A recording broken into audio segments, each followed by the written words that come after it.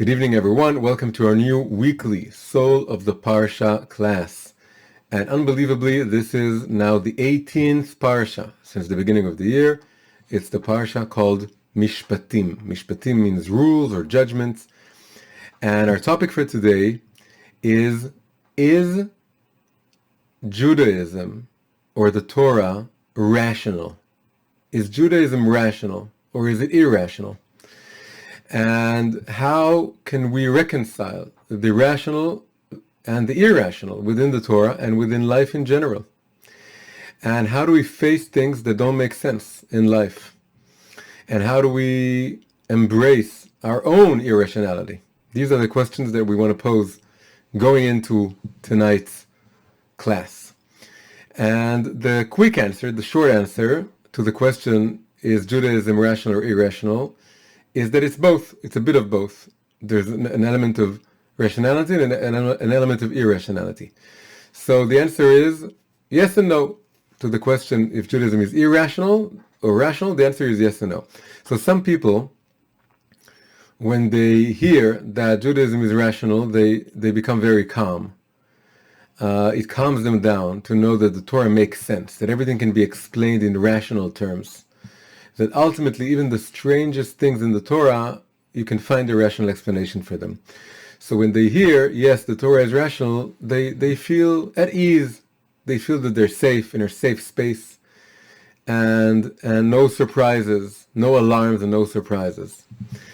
But then when they hear, but it's also irrational, then they lose their calmness and their sense of security, and they feel lost, and they feel that maybe the Torah doesn't make sense, and they feel maybe it takes away from Judaism or the Torah, and they feel that maybe my whole faith in God and the Torah being God-given, I lose it, because if it's irrational, it becomes human.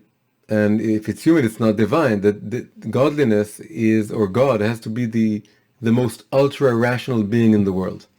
So that's one type of person. One type of person really wants to believe that the Torah is ultimately extremely rational. It makes total sense when you explain it through and through. And when he stands before the idea that it may not all be rational, that there may be an element of irrationality in the Torah, it makes them feel unsafe and tense. Then there's another type of person, and I suspect that this is the type of person that's more, you can find more of them in this forum right now. And for them it's a bit like, it's the opposite. When they hear that the Torah isn't all rational, that there's a mystical, irrational element in the Torah, they feel that they can breathe. They feel that the Torah is, and you're all nodding as I suspected, and they feel that, wow, it's a break, because everything is too rational in life, and we're bound up by rationality. And if it's all rational, then what's new? And where's God?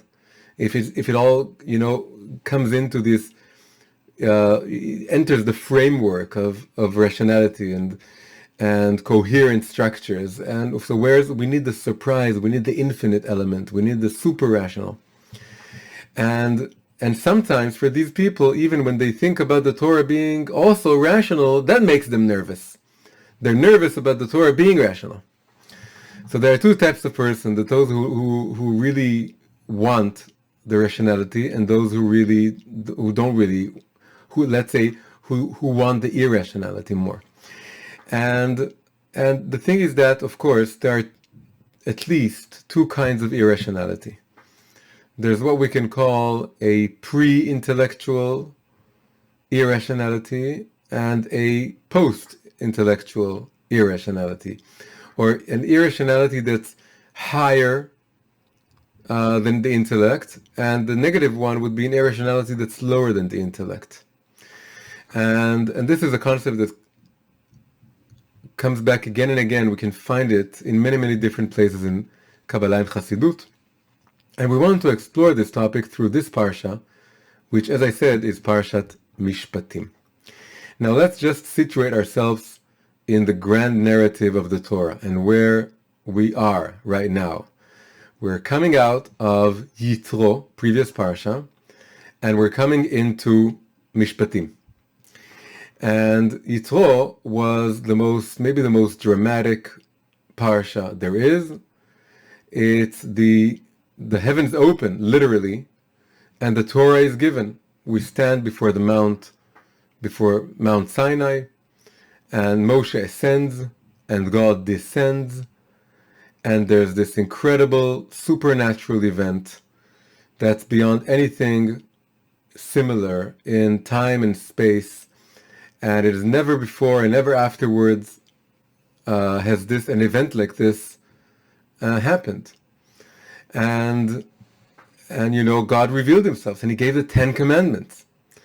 And from this momentous, dramatic, melodramatic, earth-shaking event, we move to a parsha which is the most opposite in nature that we can imagine. It's a parsha that's full of a lot of little rules and details that are very, very, very human in nature.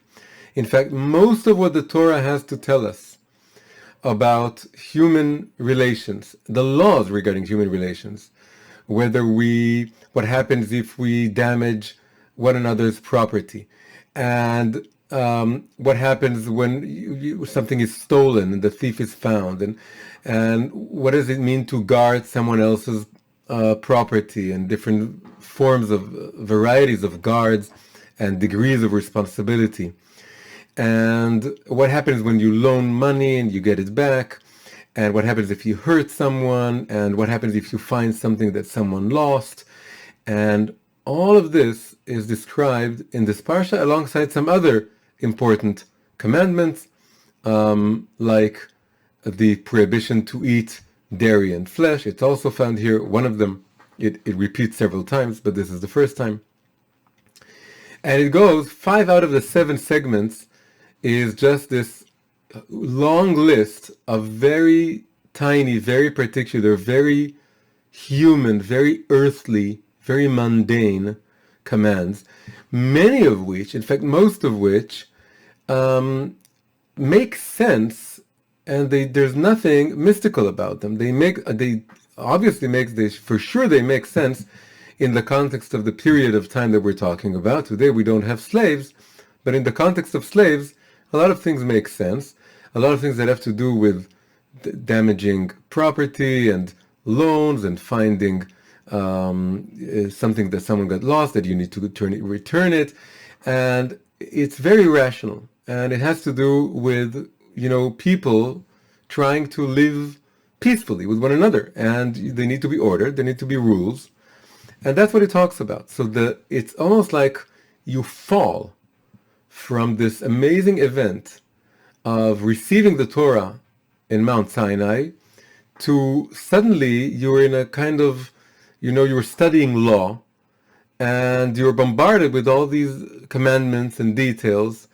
And from this mystical, transcendent event, you suddenly find yourself, before a law book, which is full of laws and, sub-laws and sub-clauses, and, in cases of, and a lot of halacha, a lot of Jewish law comes out of this parsha and the commandments that it talks about. Now, the opening verse, we're talking here about the first segment of the parsha, and we're talking about the opening verse. And this is a time, I'm going to now just say and remark that I have to apologize for last week. If you were present last week, or you watched the YouTube class, or you heard the podcast, and then you opened the Torah, you know that I made a really big mistake last week. Last week, I didn't talk about the first segment. I made a mistake. I talked about the fourth segment. Some of you discovered this. The whole verse that I gave, that we talked about last week, that was Ko tomar levet Yaakov, so you shall say to the house of Jacob, and speak to the sons of Israel. I made a mistake. I opened the parsha. It was the fourth segment, and in my defense, it was the beginning of the story of the part of the parsha that talks about receiving the Torah in Mount Sinai, but it wasn't the beginning of the parsha. But I'm sure there's the hand of providence was, it comes through our mistakes as well. And Kabbalistically, by the way, the fourth segment corresponds to the sphera of Netzach. Netzach is just below Chesed, so the first and the fourth, they go together. It's one axis. And also now we're going to see there's a deep connection between the verse we spoke about before and what's going on here. So we wouldn't have had that if I had not made the mistake. And in fact, what we're going to talk about today, right, we're talking about rationality and irrationality. Mistakes they come from the irrational part of us. If I was perfectly rational, I would have been more careful. I would have read the Parsha more carefully. I would have read it several times. I wouldn't have rushed into preparing the shiur, and getting excited about this verse and preparing this whole shiur, and then only discovering afterwards that I made the mistake. And if I were perfectly rational, but which I'm not, and none of us are. And so the fact that I was irrational turned out to be, several people told me, I wrote, I don't remember for the English group or the Hebrew group, but I wrote to people, I apologize, I made the mistake. And people told me, don't worry, I just had to hear that exact class this week. It was perfect that it came this week. It was just a class I needed to hear. So that's how providence works, through our own mistakes and our own irrationality, or the irrational aspect of us. So now let's connect all this to what's going on in this parsha. Now, I double checked. After you do a mistake, that's another good thing about mistakes, is that at least for some time afterwards, you're extra careful not to do it again. You probably do some other mistakes that you're not ready for. But the same mistake, you know that for a while now, maybe for a long while, hopefully, that mistake you won't repeat. So I double checked. I'm really talking about the first verse of this parsha. And the first verse of this parsha is Ve'ele Mishpatim asher tasim lifneihem, which translates, these, or rather, and these are the rules or judgments, that's a more literal translation, that you shall set before them. It starts with the Hebrew letter Vav, which means and. It's the word that connects. And these are the rules or judgments that you shall set before them. Rashi, main commentator on the Torah, says, when you have this word, and he quotes the sages, Chazal, whenever it says and these, as opposed to just these, it means that you're adding to what came before, and you're not saying its opposite. Whenever it says just these, in Hebrew, ele, it means these rather than those. Not those, but these. When it just says ele. But when it says ve'ele, it means those and these also. And they're part of the same group. So although one parsha ended, and another parsha is beginning, and a whole week passes, and although the nature of the two parshas is completely different, as I said before, that we're coming from this amazing mystical event, and we're suddenly find ourselves in this, what we may experience if we don't go deep enough, as a kind of boring law, class that teaches that bombards us with a lot of little rules and details.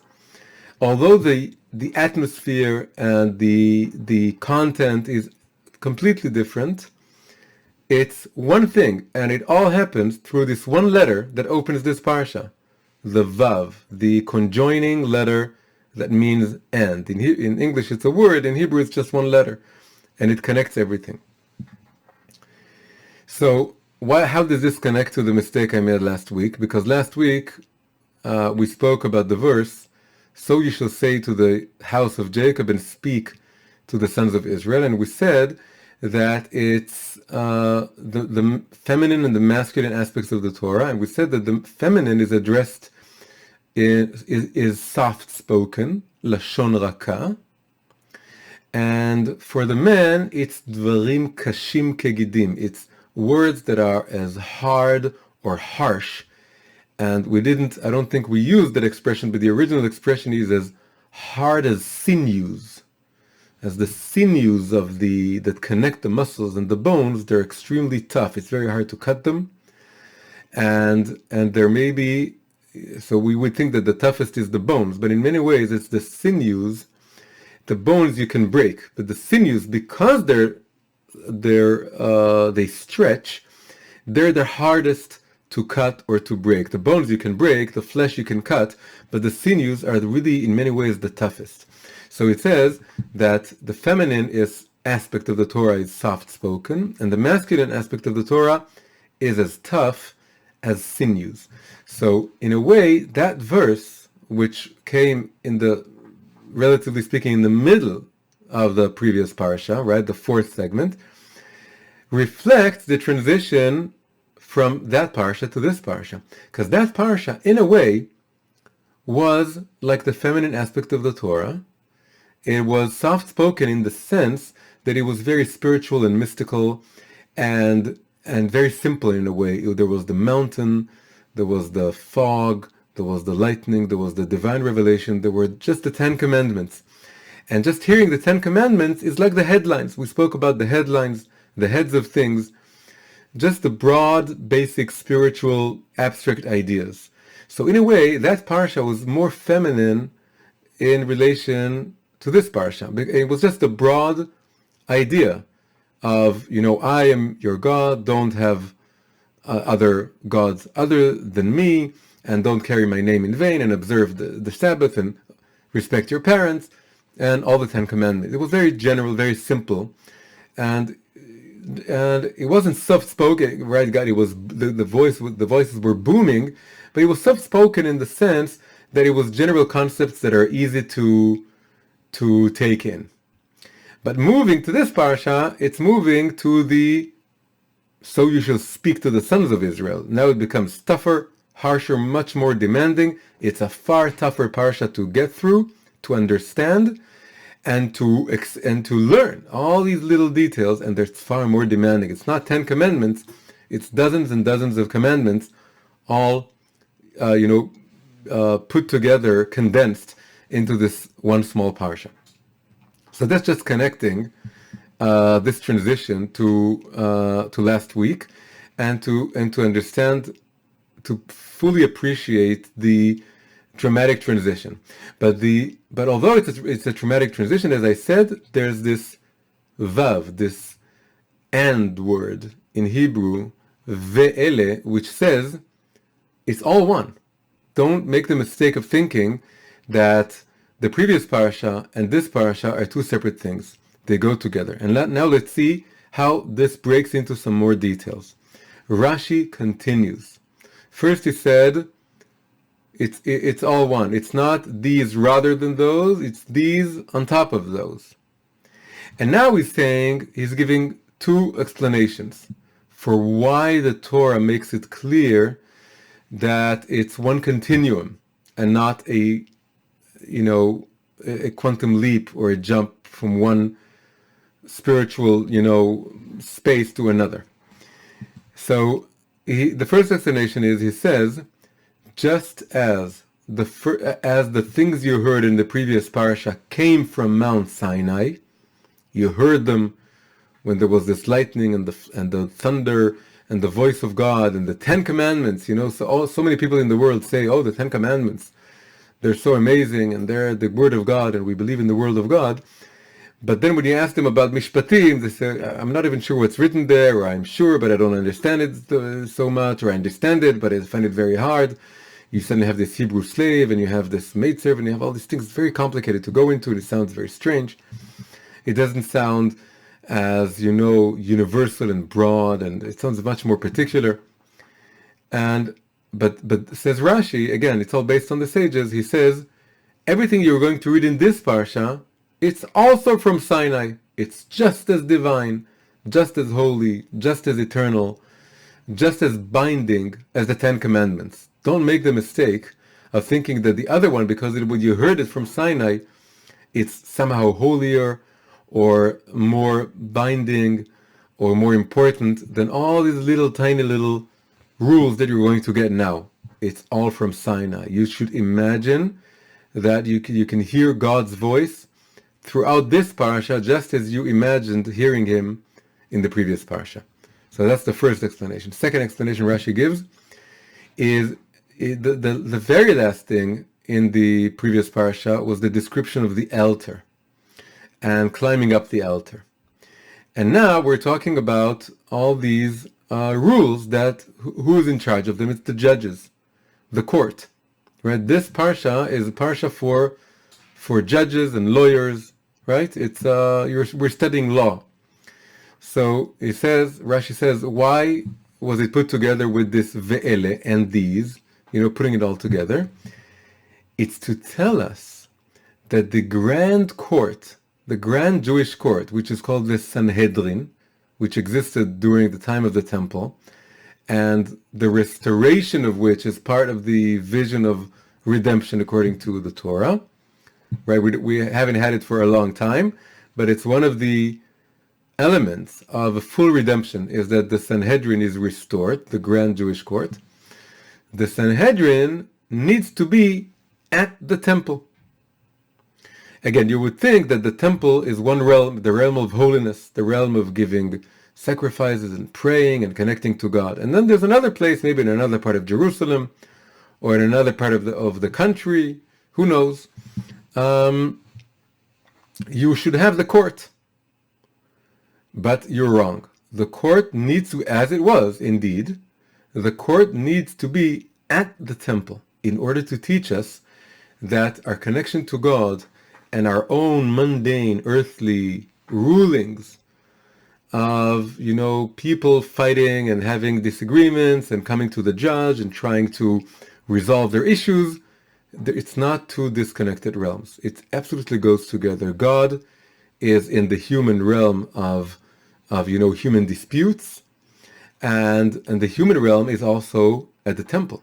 It's part of Beit HaMikdash. It's part of connecting to God. It's all one. Now, in a way, all of this points at that the transition from the previous parsha to this parsha is all about transitioning from the realm of the mystical and the irrational, the connection to the transcendent God, to the realm of the irrational and the human and the things that make sense. And in fact, we can add two more things. Rashi gave us two reasons for this connection that's made between the two portions, and we can add two more things that they don't refer to the word ve'ele, to the word that connects, but they do refer to the fact that this parsha, or going into this parsha, we're talking about the boundary between the rational and the irrational. So the next thing we need to add is it says, these are the rules you shall set before them. Lifneihem. This word, before them, also has two polar opposite meanings. One meaning, which appears in the Talmud, is that lifneihem means you need to explain all the various facets of all these laws until they're fully understood. Set before them means you need to set it on the table until everything is clear, all the details. It's like setting a table. In fact, this is the source for the term Shulchan Aruch, right? The most basic book of Jewish law is the Shulchan Aruch, which means the set table, the table that's been set with all the knives and forks and plates, and everything is, and everything you're eating. It's all very clear. You can understand everything. That's the idea of the Shulchan Aruch. So it starts with the sages explaining this word here, lifneihem, before them. It also in Hebrew, the word lifneihem refers to panim, and panim means facets. Open up, unfold all the facets and lay it out before your students like a Shulchan Aruch, like a table that's completely set. It's not in the cupboard and it's not in, stacks. It's all laid out before you, and you have to make sure your student understands everything. And this is how Torah is learned. Torah is learned in a very rational way. You can't just say, Well, I think I get the gist of it, but let's move on to the next page. This is not serious Torah study. Torah study is everything you need to figure it out. And it has to be laid out before you, especially when you're getting to the bottom line, which is halacha. But even before that, as you're learning, you need to understand. And maybe there's a point in which you say, well, I can only understand it so much, and here I can't. But that's not because you didn't try. It's because you tried, and at some point you give up. And in the Talmud, it happens several places, that we end up in a situation when we say teku, balance, we can't find the answer, and let's move on. But again, it's after doing everything in your power to try and understand it. So that's one interpretation for lifneihem, before them. Totally opposite interpretation. Lifneihem, we just said it refers to facets. It also refers to the inner dimension of things, the pnimiyut, to go pnima, to go inside. So the Alter Rebbe of Chabad, first Rebbe of Chabad, he says that these rules, these Mishpatim that we need to study, we need to study them lifneihem, to get all the way to the deepest mystical meaning of them, which is the inherently irrational or something that you can't fathom, an unfathomable aspect of them. If you just study them rationally, you don't get them, says the Alter Rebbe. You need to go all the way to their inner dimension, to the level of the hidden, of the secrets of the Torah, the hidden level of the Torah, and then, which activates the inner level within you, the inner aspect, the higher mystical, internal, aspects within you, the hidden level within you. There's the revealed level of the Torah and the hidden level of the Torah. And here you have to learn these rules also on the hidden level, and that activates the hidden level within you. So, one perush, one interpretation says, lifneihem means you need to fully understand it. And the other says, lifneihem, you have to get to the pnimiyut, to the inner dimension of things, which is inherently unfathomable. And the Yerushalmi Talmud, by the way, which tends to be a little bit more obscure, says that the word samti, how does the verse went?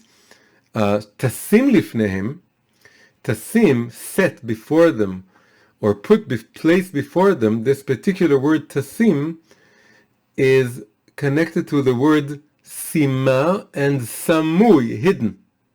Tasim lifneihem, there's an element of hiddenness within this verse. So that's another very strong evidence that we're talking about connecting the rational with the irrational, the revealed with the hidden. Again, on the surface, this parsha is the most rational. We're coming out of the most mystical portion, and we're going into the most rational portion. This is what happens in these two parshas. You can't find it. It can't get more, dramatic or clear-cut than these two parashas. It's the most mystical event in the history of the world. God speaking in His own voice and giving us the Ten Commandments, and moving to the most rational parsha, which is all rules that most of them need and can be understood very rationally, to the point that we can even ask, why does the Torah tell us this? But the verse itself, the way it's presented, you can read it that even these laws, you need to go into the inner level of them and get to there has to be some irrational kernel within the rational laws. Now, the final thing that brings this, this paradox to its most extreme form is, as I said, when you're reading the Talmud and Halacha, there's so much to say about this parasha, because it's all the rules and all the details, and each one of them opens up a whole topic in Jewish law. And then you open the Zohar. Now, the Zohar is always mystical. It's a mystical book. It's a book of Kabbalah. It always takes whatever is going on in the parsha and suddenly tells us that we have no idea what we're talking about. It's all souls and hallways in upper realms and sephirot combining and angels and demons and all kinds of amazing things. But in this parsha, it goes fully all the way, and it talks about reincarnation. Reincarnation, the secret of reincarnation, is maybe the most extreme idea in Kabbalah. It's not just that there's hidden realms and hidden energies and lights and all kinds of mysterious forces at work behind nature, which is the Zohar is always about. It's saying that there are within the Kabbalah itself. This is one of the most mysterious parts of the Zohar. So the Zohar takes the most rational parsha and decides to place on that parsha the deepest, most obscure ideas in Kabbalah itself. And there's this mysterious figure called Saba the Mishpatim, the old man of the Mishpatim portion. He appears in the beginning of this parsha. There are two characters in the Zohar that on first glance appear to be simpletons, but then they turn out to be the most incredible mystics. One is the Yenuka, the child, that everyone thinks is a little child who knows nothing, is skipping school, but he turns out to be this prophetic figure. He knows everything, and he teaches all the grandmasters, he teaches them things they never heard before. And the second figure is this figure right here, Saba de Mishpatim, who's this old traveling salesman, and he appears like a simpleton. He appears to be speaking nonsense. And he tells riddles.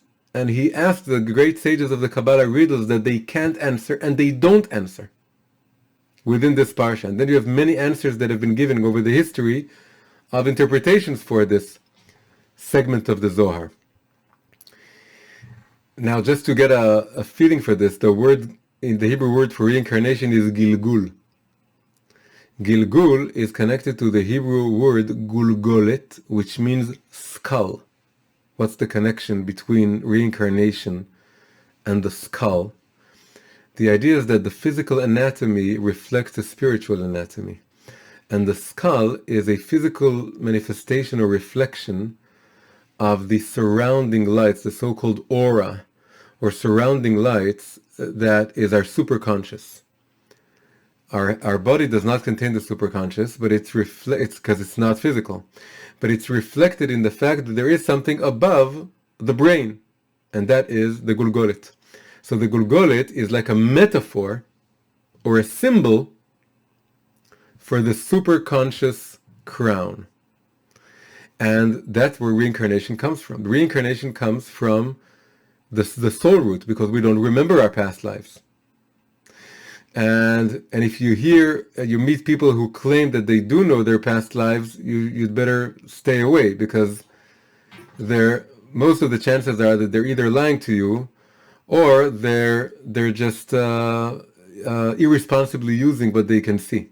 Because today we don't have people who are responsible enough to really know this and be responsible in the way they talk about this. So you have some people who may see things, but they have no idea what they're doing. And if they don't see things, it's even worse, of course. So anyway, the point is that the reincarnation comes from something that's above our intellect. And it's also above our intellect to understand what it means. And we're going to tell a reincarnation story at the end of this class, just to demonstrate this. Now we want to get to the point. So we have all these ideas that show us that we're moving from the mystical or the irrational to the rational. Now comes the Lubavitcher Rebbe, the last Rebbe. We spoke about the first Rebbe of Chabad. Now we're going to the seventh and last Rebbe of Chabad, the famous Lubavitcher Rebbe. And he says, really, a very, very fundamental tenet of Judaism. He learns it from this parasha and from the opening of this parasha, and this connection that's made in the opening verse that moves us from the previous parasha to this parasha. He says, the reason that this connection is made, that it says ve'ele, and these, in order to put them all together and bind the irrational with the rational, the mystical with the mundane,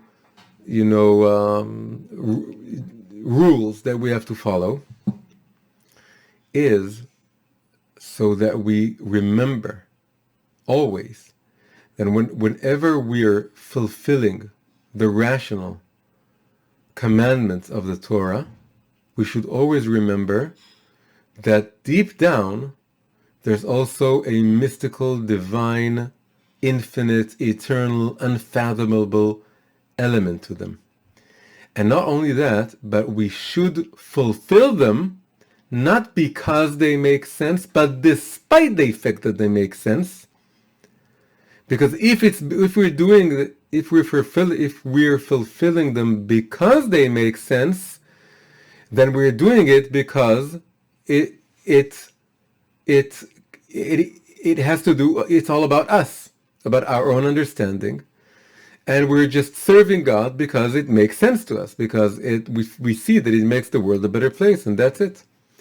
But says that then you're not connecting to God. Then the Torah becomes something that has nothing to do with God. It's just a clever book.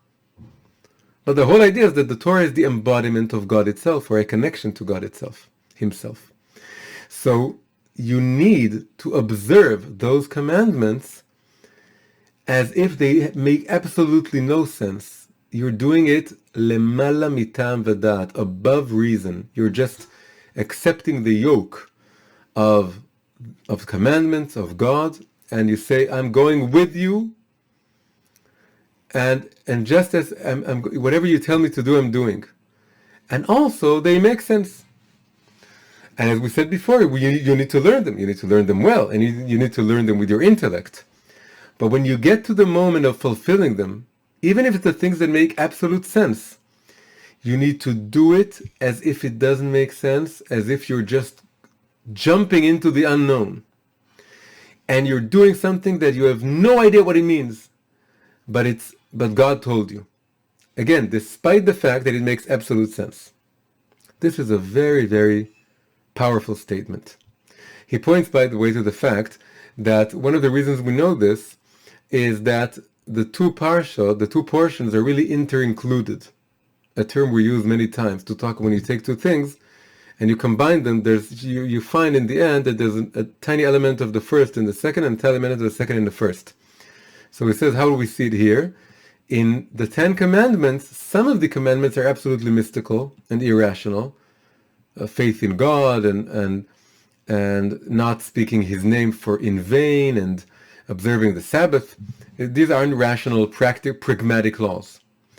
But then you have do not kill, do not steal, do not commit adultery, and every society has those rules. So that was a kind of hint that you need to take the mystical energy and light that you have in the mystical commandments and infuse the rational commandments with that kind of energy and light and faith. That's why they're both included in the 10 commandments. And same goes here. Most of the commandments in this parasha make sense. But then you have some that don't, like eating the prohibition to eat dairy products with flesh products, with meat. You can't eat meat with dairy products together. It doesn't make sense. It's not rational. But that it just shows you that the Torah is on purpose.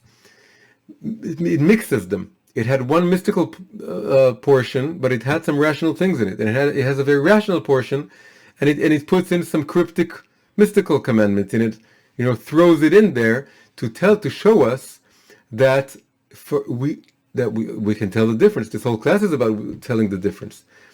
But we should see it as though it's all mystical. It's all God revealing Himself and saying, this is what I want.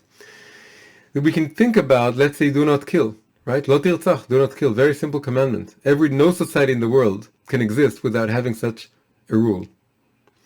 But the idea is that if you fulfill it because it makes sense, because you say, well, I want to be alive, so I want other people not to kill me, so I'm going in turn not kill people, even if I really want to.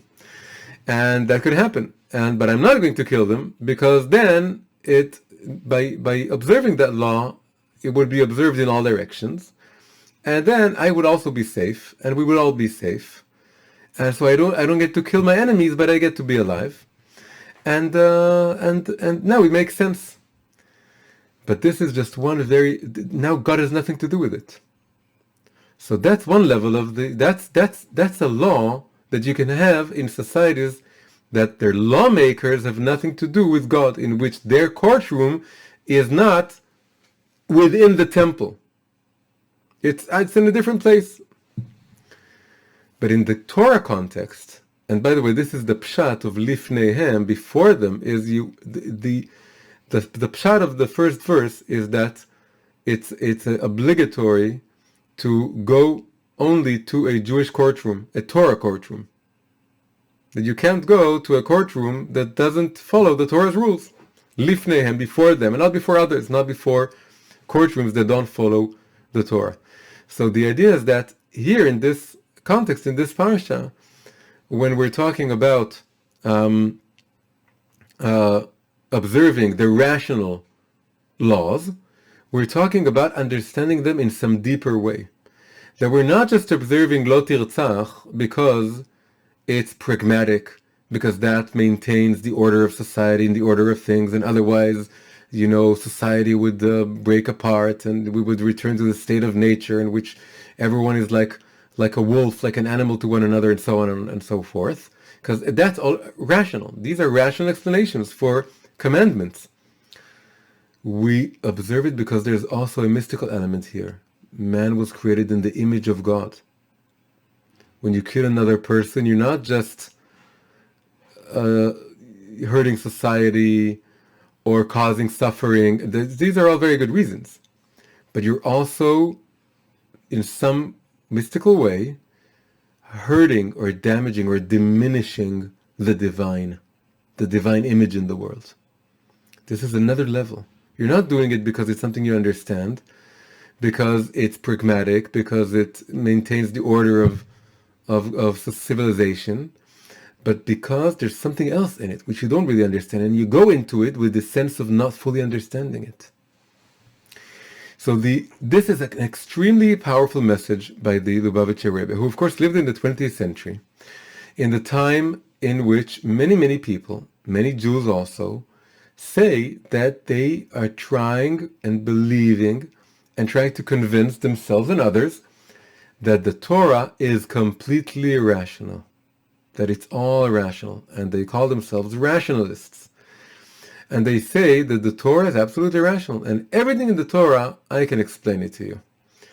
And there's a whole, full classes and books that are written to convince and demonstrate that everything in the Torah is rational. And the Rebbe recognized that this is eating away at the heart of what Torah observance is. The heart of Torah observance is that God is unfathomable and mysterious, and we need to connect to Him in a level that's irrational, that has to do with blind faith. We're going. Why? Because we're going for God, because this is the heart of our being. How do we know? We don't know. We believe. How do we know that the Torah is God's word? You don't. There are things that convince you, things that cause you to connect to the Torah, and each one has his own story about the moment or moments in life in which he felt and realized or understood, or in some way, that the Torah isn't just a book, and it's not just some compilation of human writings that have some wisdom in them and have some other things in them. That he realized that beyond all this, there's a divine origin to this. That's our stories. We have our stories of how we realized this, or how it became, a living element in our lives, that we experience this. But ultimately, going for the Torah and for God is something that, if it's just rational, then it's all about us as humans trying to figure out a good way to live. And then you can also find maybe some other systems that work just as well or better.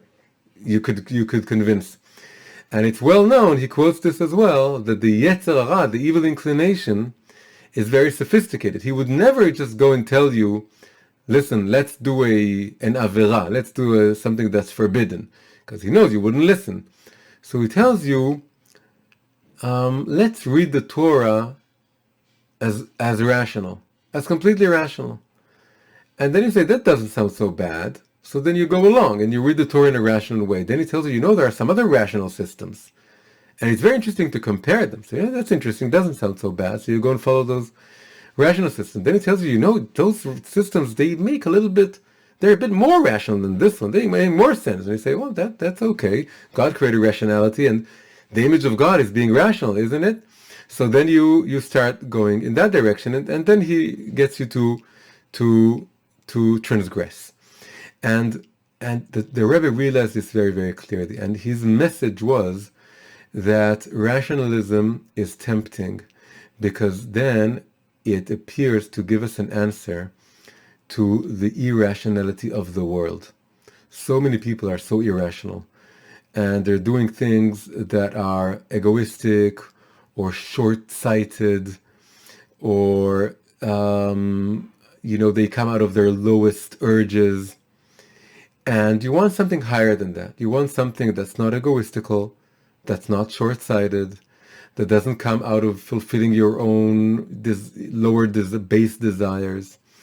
And then the Torah seems higher than that, and something loftier than that, and then it uplifts you.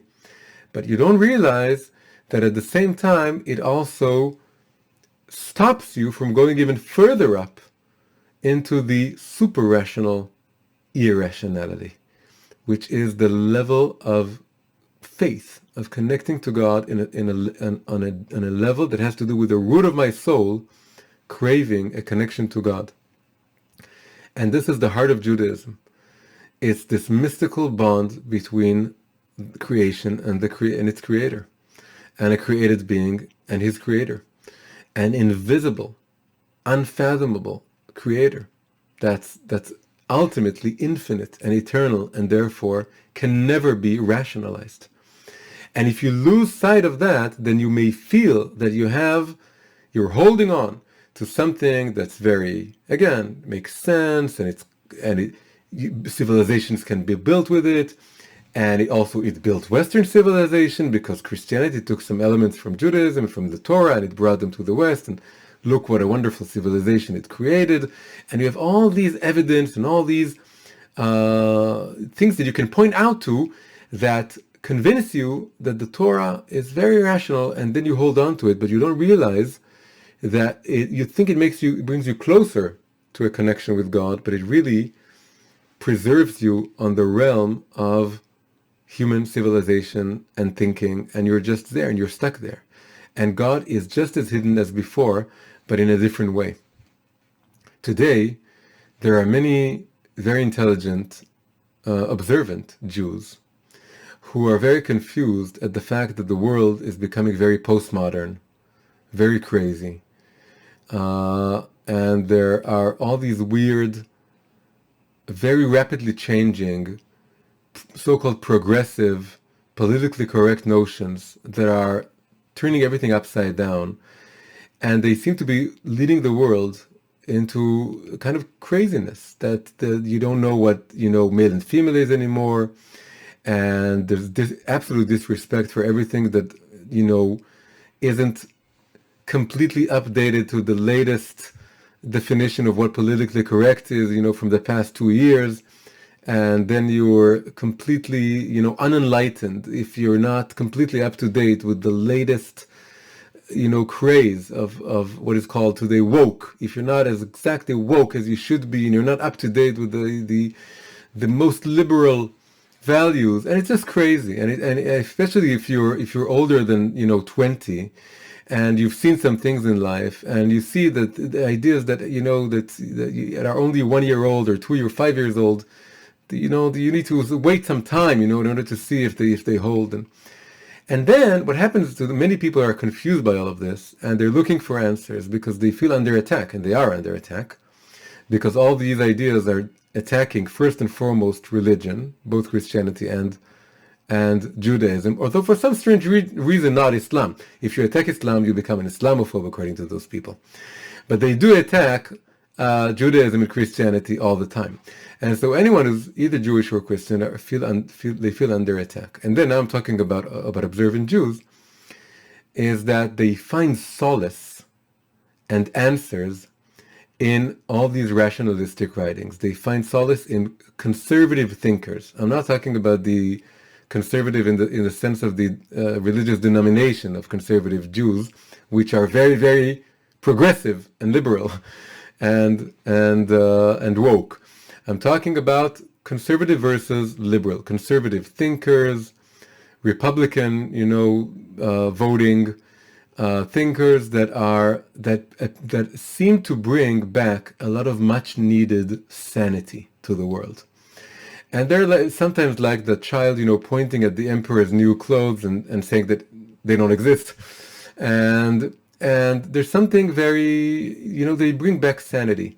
And many observant Jews, they find that going along, reading them and holding on to them, and then rationalizing Judaism, using those ideas, it saves their Judaism. It saves their Judaism from the attack by the progressive, left-leaning, postmodern craziness that's washing over the world. And the truth is that it's more complicated than that. That there is a rational element in the Torah, and there is the level that Mishpatim. I didn't say this before. This is very basic, but the commandments are divided into three types. You have Mishpatim, Edot, and Chokim. Mishpatim are the parts that make sense. They're rational. That's why I said this parsha is the most rational. And then Chokim is the mystical commandments that don't have any explanation to them. And Edot is something in between that we won't go into now. So the idea is that these people are hoping to rationalize the Torah, to turn it all into Mishpatim. So the Rebbe and Chassidus is telling them that the element does exist. There is a rational element in the Torah, but it's not the highest one, and it's not the one that's at the heart of the Jewish faith and the connection to God. What's at the heart is that you should think about all the Mishpatim as Chokim, as if they are mystical, as if it's all mystical, obscure, cryptic laws that you're following because this is God's word. And even if you can't explain it to other people, and in fact you can't explain it, it's something you can't explain, for you, it needs to be at the heart of things. If you find some rational explanation for something in the Torah, that's great. That's good. We're not negating it in any way. If you see that the Torah is sane, that's a wonderful thing. But at the same time, you should feel that the Torah is also insane. And that the insanity of the Torah, the irrationality of it, is at the heart of it. At the heart of it is there's something crazy. It's you and God, us and God going crazy together. And why? Because we're bridging creation and the Creator. It's something crazy. It's something that breaks all the different boundaries and concepts and, boxes. It's the most out-of-the-box thing you can imagine, is accepting the Torah as God's word. It's crazy. And you need to be aware of this craziness. And if you're aware of it, then the inner level, the inner mysteries of the Torah begin to shine. And you can see God's face, so to speak, looking at you through the Torah. And if you go in the opposite direction, if you rationalize the Torah, then God fades away more and more. It becomes this practical tool for creating a good and just civilization, which is a great thing, but God isn't there. It just becomes this great, toolbox for creating a good society, and you can prove it in many, many ways. And show people that the Torah and the Bible, it's all the most rational thing in the world. But then you don't need God. It's just you and the book. It's us and the book. That's it. And it cools you down. And before you'll know it, you'll be comparing Judaism to Christianity and saying it's all the same thing. And then you would say all religions are the same thing. And then you would say, well, because really all I need is a good, law-abiding civilization. I don't even need the Torah and religion at all. I just need to have some good rational laws to keep us safe. It cools you down until you lose everything. So you need to reverse the flow, the tide. And reversing it means that you can see all the good and rational things in the Torah that make sense. It's great, and it strengthens you, and it shows you that the Torah is really creating a good and just and kind world, and it is. But remember always that at the heart of it, it's a mystery, and that it's an infinite wisdom, that even once you understand it, you haven't understood anything. The Baal Shem Tov says, Torat Hashem tmima meshivat nafesh, that the Torah is whole, and then it restores your soul. What does it mean, whole? It means that although you study it more and more and more, you feel that it's always whole. You never studied anything, because you haven't understood anything. So this is what we're getting out of this parsha. And I promised I'm going to finish with a reincarnation story. I'm going to do it very fast because we're out of time. But there's a story about the Maggid of Mezrich, the student of the Baal Shem Tov and future leader of all the Hasidic movement. And he asked the Baal Shem Tov about this parsha. He asked him, why does the Zohar open the first verse of this parsha that talks about the rules, the judgments, the rational commandments, and starts talking about reincarnation? How does it have to do with it? This is a portion about what the courtroom should judge in case of all kinds of human disputes. What on earth is the connection to reincarnation? So the Baal Shem Tov told him, you want to see the answer, you want to get the answer? I can't explain it, I can show it to you. And he told him, go to a certain place in the forest, and next to a certain river, and hide there and stay there for 6 hours. Just look, and you'll see the answer. So the Maggid goes there, and he hides behind a tree, and he sits and waits. And then he sees one person coming along in a carriage. He's a rich guy.